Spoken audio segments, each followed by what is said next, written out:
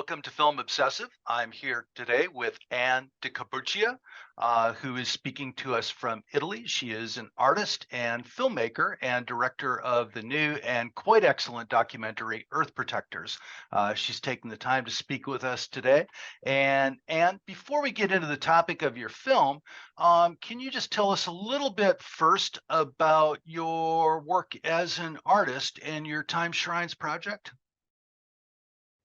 Hi, Paul. Yes, so I'm a lot of people have put me in the category of environmental artist because I try as much as I can to give a voice to our planet in general, to the biosphere in general. So obviously it's endangered species, but also, animals and locations and our ocean, of course, and everything that's linked to our planet. And so I consider myself an artist, but a lot of people consider me an environmental artist.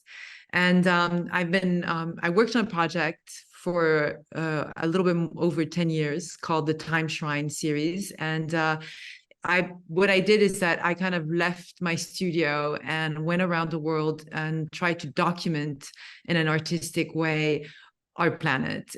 So I would go around the planet and create these installations that I called these time shrines, and in situ in these locations. So I actually would go there, and there was a whole process of me going there, going to these places, the people that I would meet, the whole kind of, if you may, pilgrimage to get to these locations that I never really know if I chose them or they chose me. And then I would create an installation there. And the way I would create the installation is that I would always have these two symbols, these two human symbols. One is an hourglass, which is, obviously one of our most ancient ways of calculating time. And the other one is what I call a vanity. So a vanity is the representation of a human skull. But it's not at all a symbol of death. It's a symbol. It's a very, very ancient symbol, a symbol that is a symbol of choice, really. And it's I reappropriated this symbol because it's been used by artists since the night of time, both in Eastern and Western art. And it's really about, yes, it's true. We are mortal, and we need to be reminded of that. But more than anything, what we need to think about every day when we get up is the fact that we have a choice. We can choose whoever we are, wherever we come from, whatever our situation is. We have a choice of how we're going to live our day. We can choose whether we want like a positive and productive life or a superficial and vain life, thus the term vanity. And I thought that this was a very interesting concept, and it was used in all different historical periods. And I think that we're in this incredible moment of great transition for our species. And I thought that therefore this symbology and everything that it can remind us of, and the choices we have to make, both as a species and as individuals, was very important. And besides those two symbols, I would always add on different things, from organic elements, or if I was collaborating with a tribe, some tribal pieces that they would either gift or let me borrow for the installation. And I photographed these images all over. And so that's what and then I kind of finished the project after 10 years. It was very intense, and it was obviously extremely fruitful. And more than anything, it made me grow so much, and it made me learn so many things. And my own way of closing this very important moment for me in my lifespan was to make a film out of it. I'm so fascinated by the project and have so many questions about it. One might be is how did you know when you were done? And how many time shrines have you made? I've made so many. I think I've made over 100, and so I don't think I would have ever been done if I hadn't kind of decided to be done, because the planet is constantly evolving. Obviously, I went into a lot of locations, but I didn't go to all locations. I could eventually tell you that I could even, probably end up going to Mars or the moon to make one. So, it could have been endless, but I think that I needed for myself, for my evolution, and more than anything, to kind of close this, because it was very intense. It was very often very difficult. And it was also, there was a very kind of, awareness creating. I wouldn't say activism because I don't consider myself an activist, but I collaborated with a lot of activists. And so all that was a lot, and it was a lot to process, and so I kind of had to find a way of closing that whole moment in time, and my way of doing it was by doing the film.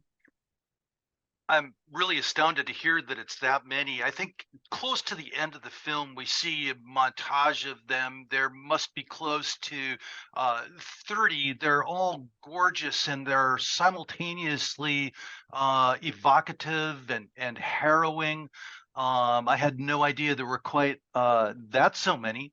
And it's such a complex undertaking. Some of them, I imagine, must have taken a considerable amount of time to complete. Yeah, I mean, not really. I think there was the research before, like, so it was. I mean, obviously, I can talk about this for hours because there's so much going on with that whole concept. But it was really about.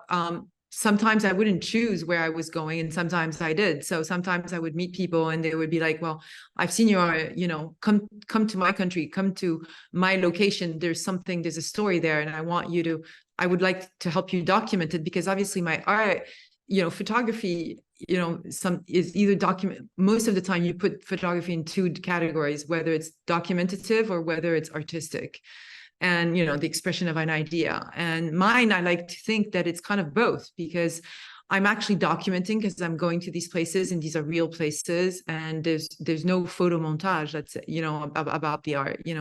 I actually go there, create the installation, and then photograph it.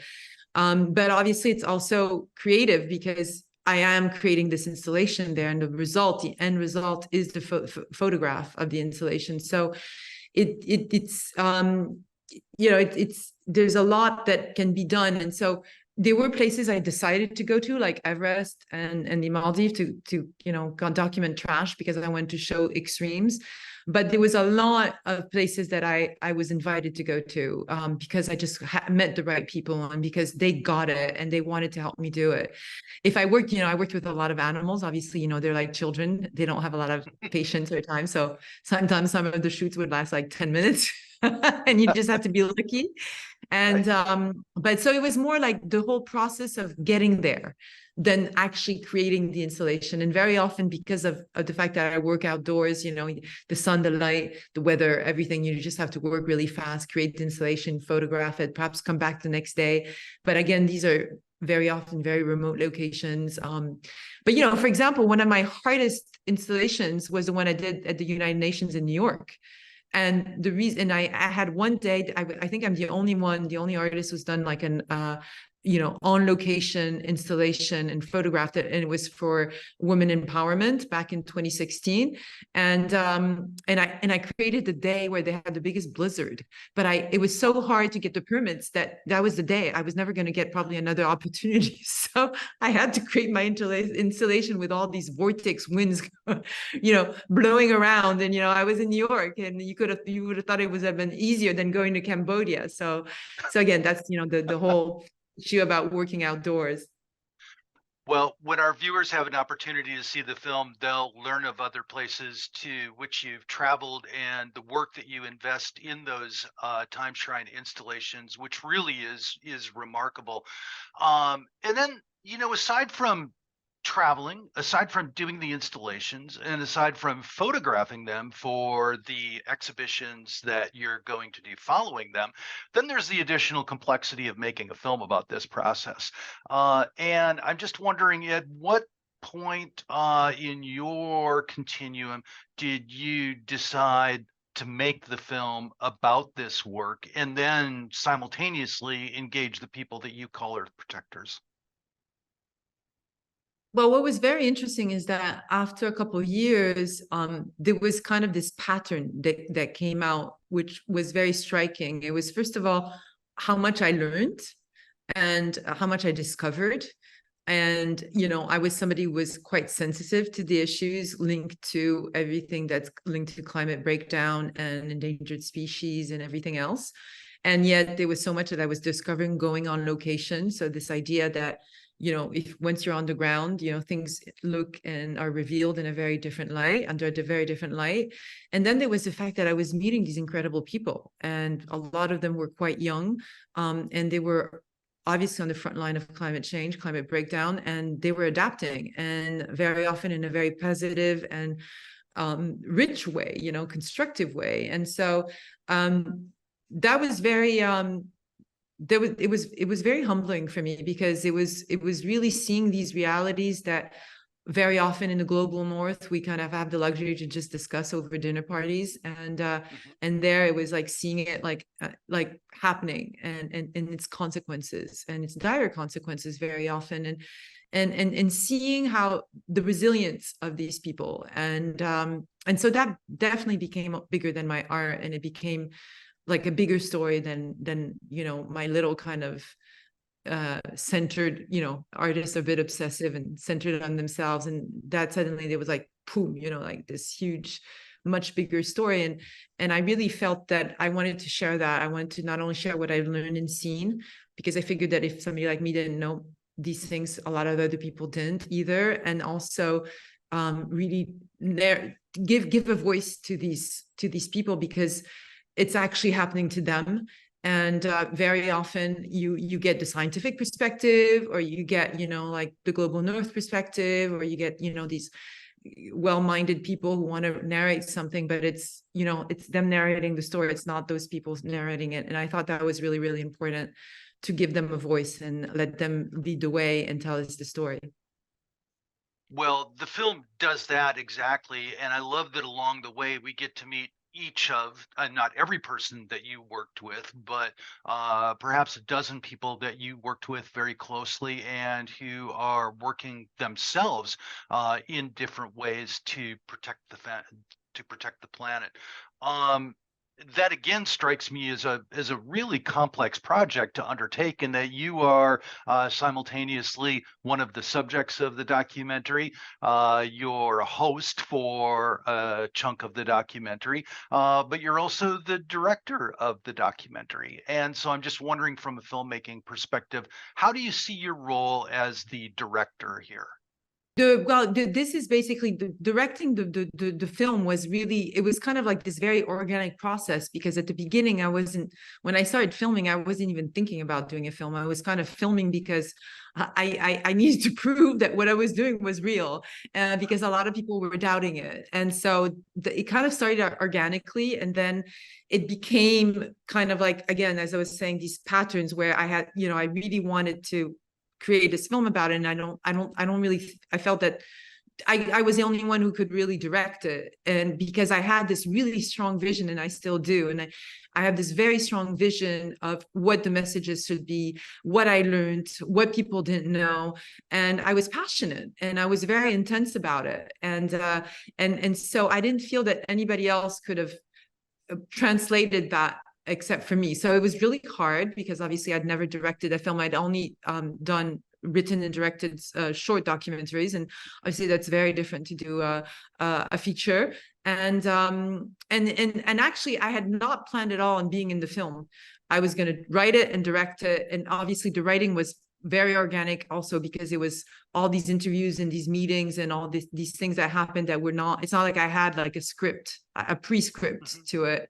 But then we realized while we were editing, that to bring everybody together, because there's so many different people, and they're from all different parts of the world, from Siberia to the Amazon, it made sense to have me come in as a narrative to kind of connect everybody, because one of the main themes of the film, the underlying main themes of the film is that everything's connected and interconnected. And yes, I'm showing you different parts of the world, and yes, I'm showing you different actions and different types of people, but they're all recounting the same story.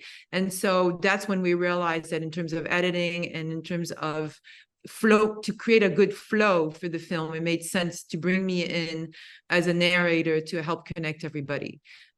So I was kind of at the beginning a bit miffed about that, because I didn't plan on being in it. But I don't know what you think, but I think that it does help the film in a way. And I think so too. And my review will certainly suggest that. It strikes me that part of what you've done there as the director of the documentary is made an executive decision that the narrative is simply going to be stronger with you as a present subject in it, and linking together the concept of the Earth protectors, which I think is probably this part that has the most opportunity to inspire the young. I did want to ask you about a moment in the film where there's a young man at one of your presentations who presents you with a pretty challenging complaint, I think. And it's one I'm sure you've heard before, I've heard before, that we're not offering any real solution to save the planet. What it is that your generation, my generation, older than your generation, has already done too much damage, that we may be in this era of the Anthropocene too far along to take actions that will reverse our current course. He's in the film, I assume, because you think he has a point and one that needs to be addressed.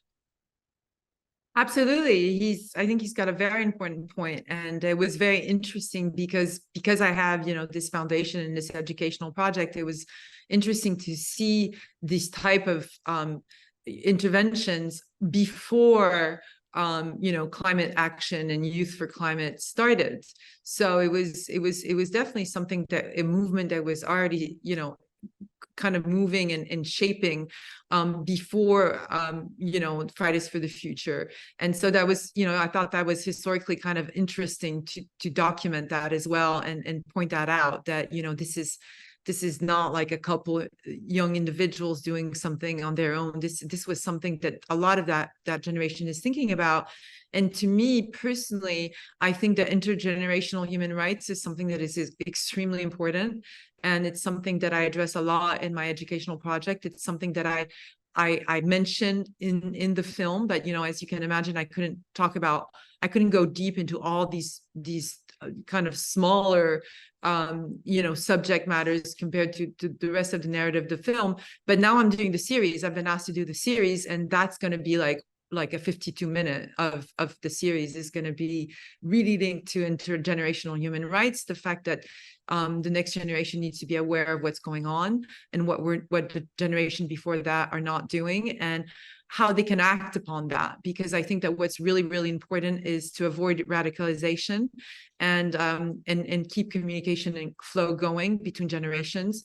And I really want to support that generation because they're going to have to deal with the law. And and I think it's important that all of us be aware of that, because a lot of people don't think about that. Don't think about the fact that these kids are being brought up and are being brought up and will evolve in an environment in nature that is not the way we were brought up.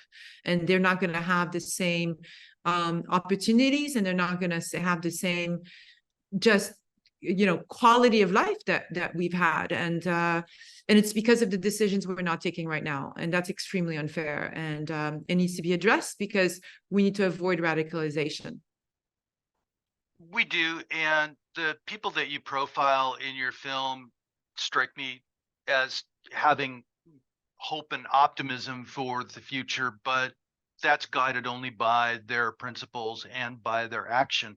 I'm really enthused to hear that there will also be a series. Can you say just a little bit more about that? Because I was very curious as watching the film, as a thought that occurred to me is this is so rich in its tapestry, and the film weaves together the narratives of your sojourns and each individual Earth protector. But I thought there's enough material here that this could easily be a docuseries. Well, thank you. Yeah, I mean, it's definitely like we're it's a work in progress, but I have over 200 hours of footage, and obviously every place had this incredible story. And I'm an artist, but I'm also an anthropologist by formation. And when some of the producers who saw the film came back to me and said that they felt that this could potentially be a great series. That made me, that started making me think about, how we could do that. So the film Earth Protectors is, a feature film that's been thought out for a very diverse public from age 5 to 85 or 105 or 125. And it's really meant to create awareness, and it's really meant to make people realize what's going on. It's not an artistic film. It's a film made by an artist. So I try to make it as accessible as possible. Obviously, with the series, I can go more artistic and deeper in every subject matter. So there's a more artistic side. There will be a more artistic side in the series. There will be a more anthropological side, because obviously there's a lot of things that I've documented that are disappearing and that are, not going to be around in by 2050. And so I think it's also important to kind of document that aspect. And I'm very interested in creating this series, obviously, that will be reviewed and seen before it'll come out in 2025. But I'm making this series for the people who will watch it in 2050. So I'm actually conceiving this film, this series, for the people who will watch it in the future. Obviously, I kind of put this date of 2050 because everybody's talking about that date. And so it will be kind of like a message for the future, for the people who will watch it in the future, but also a way of showing you, and proving to you what we knew, because we're also living in the era of, fake news, and, everything's kind of confusing. And so I hope it will remain a document, a historical document, historical and anthropological document of what we knew, what we hoped, what we wanted to do. And then only they will know if we did it. So that's kind of like the concept behind the series. So it's a lot more, it's a lot bigger than the film. But I don't know, wish me luck. I mean, I've just started with the pilot, so hopefully, it'll work. And I do wish you the very best of luck with that project. And again, Earth Protectors is your film. It is debuting on streaming, I'm told, on Amazon and Apple TV in February. Is there anything else you'd like to say about where it's appearing, where people might see it, or what you hope they might glean from it? Well, I really hope that, as many people as possible will watch the film, because obviously it's not a film that I made to please you, to please people, but it was made with a lot of love, and especially a lot of love for our planet. And I hope that people will feel that, and I hope they'll gain something from it. It's obviously a film that was also conceived to make you feel like we can still act, and there's so much we can do as individuals. And so and I give so many examples in the film. And again, it's really not about, the film is not about trying to change you. It's just about trying to say, well, use who you are and what you're good at to make the difference, really. And so hopefully that will come across. I think it will, and I'm looking forward to more people seeing it. Thank you again for visiting us at Film Obsessive today, Anne, and best of luck with the film, and best of luck with your series following it, and with everything you do. Thank you, Paul.